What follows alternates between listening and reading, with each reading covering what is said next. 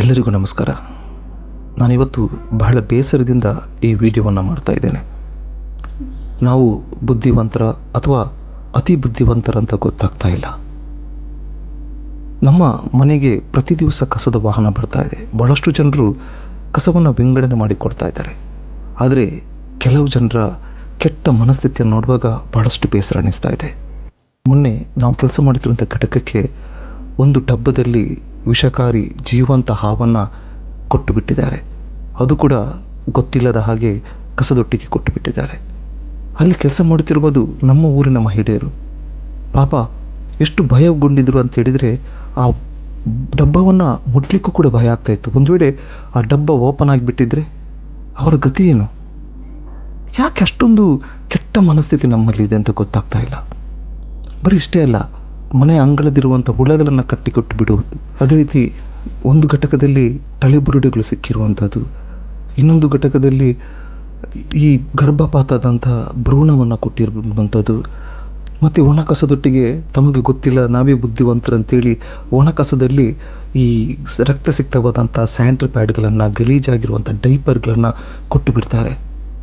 ಪಾಪ ಆ ಘಟಕದಲ್ಲಿ ಕೆಲಸ ಮಾಡ್ತಿರುವಂಥವರು ಕೈ ಹಾಕಿ ಅದನ್ನೆಲ್ಲ ತೆಗಿಬೇಕಾಗಿದೆ.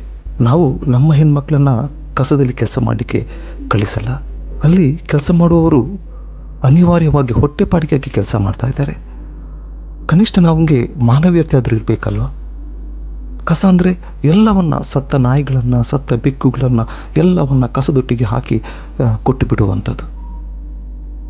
ಬಹಳಷ್ಟು ಕಷ್ಟ ಅನ್ನಿಸ್ತಾ ಇದೆ.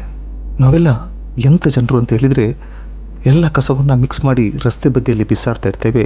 ಆನಂತರ ಫೇಸ್ಬುಕ್, ವಾಟ್ಸಪ್ಪಲ್ಲಿ ಕೂತ್ಕೊಂಡು ನಮ್ಮ ಊರು ಗಲೀಜಿದೆ ಅಂತ ಹೇಳ್ತಾ ಇರ್ತೇವೆ. ಆ ಬಿಸಾಡಿದಂಥ ಕಸವನ್ನು ತೆಗಿಬೇಕಾದ್ರೂ ವಾಸನೆಯಲ್ಲಿ ವಾಂತಿ ಮಾಡ್ತಾ ಇದ್ದೇವೆ. ಜನರು ತೆಗಿಲಿಕ್ಕಾಗ್ತಾ ಇಲ್ಲ.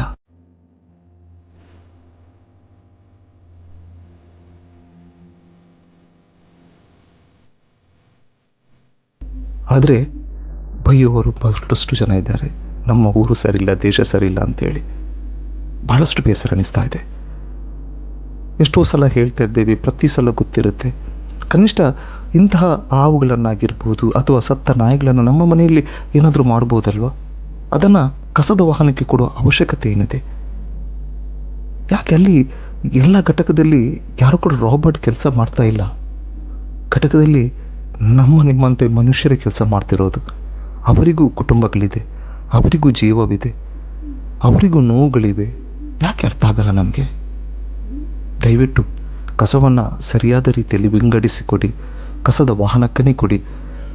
ದಯವಿಟ್ಟು ಕಸವನ್ನು ಮಿಕ್ಸ್ ಮಾಡಬೇಡಿ. ಒಂದು ವೇಳೆ ನೀವು ಮಿಕ್ಸ್ ಮಾಡಬೇಕಿದ್ರೆ ಅದರಲ್ಲಿ ನಿಮ್ಮ ಮಾನವೀಯತೆನ ಸ್ವಲ್ಪ ಮಿಕ್ಸ್ ಮಾಡಿಕೊಡಿ. ಅವರು ಕೂಡ ನಮ್ಮಂತೆ ಮನುಷ್ಯರು. ಇದು ಈ ಒಂದು ಹಾವನ್ನು ಕೊಟ್ಟವರು ಆಗಿರ್ಬೋದು ಅಥವಾ ಇಂತಹ ಕೆಟ್ಟ ಮನಸ್ಥಿತಿಯವರು ಯಾರು ಅಂತೇಳಿ ಖಂಡಿತವಾಗಿಯೂ ಗೊತ್ತಿಲ್ಲ, ಗೊತ್ತಾಗಲಿಲ್ಲ. ಯಾಕಂತೇಳಿದ್ರೆ ಅವರು ಅತಿ ಬುದ್ಧಿವಂತರು. ಕಸವನ್ನು ಕಸದೊಟ್ಟಿಗೆ ಮಿಕ್ಸ್ ಮಾಡಿ ಕೊಟ್ಟಾಗ ಗೊತ್ತಾಗಲ್ಲ. ಆದ್ದರಿಂದ ದಯವಿಟ್ಟು ಈ ವಿಡಿಯೋವನ್ನು ಹೆಚ್ಚು ಹೆಚ್ಚು ಶೇರ್ ಮಾಡಿ. ಆ ಮನೆಯವರಿಗೆ ಅದು ತಲುಪಬೇಕಾಗಿದೆ. ಮತ್ತು ಒಂದು ವೇಳೆ ಅವರು ಸಿಕ್ಕಿದರೆ ಅಧಿಕಾರಿಗಳು ಖಂಡಿತವಾಗಿ ಇಂಥವರ ವಿರುದ್ಧ ಕಠಿಣವಾದ ಕ್ರಮವನ್ನು ಕೈಗೊಳ್ಳಬೇಕು ಅಂತೇಳಿ ನಿಮ್ಮಲ್ಲಿ ವಿನಂತಿಸ್ಕೊಳ್ತಾ ಇದ್ದೇನೆ. ದಯವಿಟ್ಟು ಬದಲಾಗೋಣ, ಬದಲಾಗಲೇಬೇಕು. ಇಲ್ಲದಿದ್ದರೆ ಪ್ರಕೃತಿ ಒಂದಲ್ಲ ಒಂದು ದಿವಸ ನಮ್ಮನ್ನು ಬದಲಾಯಿಸುತ್ತೆ. ಪ್ರಕೃತಿ ಕೊಡುವಂಥ ಏಟನ್ನು ನಾವ್ಯಾರೂ ಸಹಿಸಲಿಕ್ಕೆ ಕೂಡ ಸಾಧ್ಯ ಇಲ್ಲ. ಎಚ್ಚೆತ್ತುಕೊಳ್ಳೋಣ, ಕಸವನ್ನು ವಿಂಗಡಿಸಿ. ಧನ್ಯವಾದಗಳು.